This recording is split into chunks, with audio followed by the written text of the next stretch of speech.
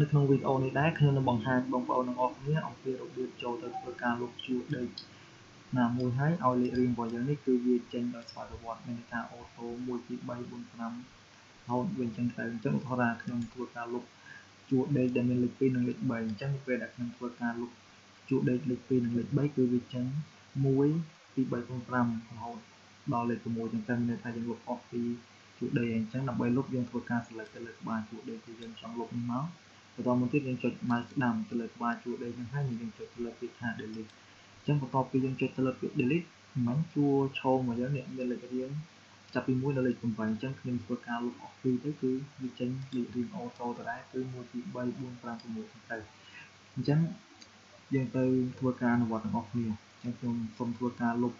លេខរៀងចោលសិនមកអញ្ចឹងដើម្បីចូលទៅធ្វើការដាក់លេខរៀងពេលដែលយើងលុបឲ្យចេញអូតូអញ្ចឹងទី1គឺយើងត្រូវដាក់សញ្ញាស្មើបន្តទៀតយើងប្រើរូបមន្ត row យើងវាយរូបមន្ត row ហើយយើងចុចទៅលើរូបមន្តនេះមកហើយយើងបើកមុខកញ្ចក់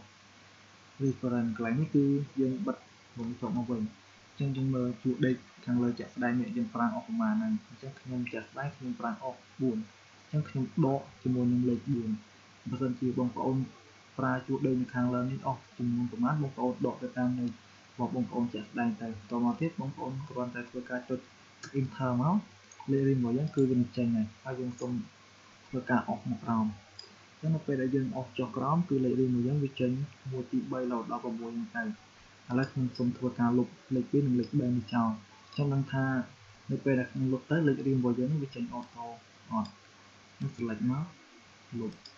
អញ្ចឹងបងប្អូនឃើញនៅពេលដែលយើងលុបគឺវាចេញលេខរៀងឲ្យអូតូឲ្យយើងទៅតាមនឹងអញ្ចឹងបើសិនជាបងប្អូនមានចម្ងល់អ្វីទាក់ទងជាមួយនឹងកម្មវិធី Office ដូចជា Excel នេះបងប្អូនអាច comment នៅក្រោមវីដេអូរបស់ខ្ញុំបានអញ្ចឹងអរគុណសម្រាប់ការតាមដានទស្សនាវីដេអូរបស់ខ្ញុំតាំងពីដើមរហូតដល់ចប់សង្ឃឹមថាបងប្អូនទាំងអស់គ្នាជួយចុច Subscribe ជម្នះ YouTube របស់ខ្ញុំមួយផងដើម្បីទទួលបានវីដេអូថ្មីៗទៀតសូមអរគុណ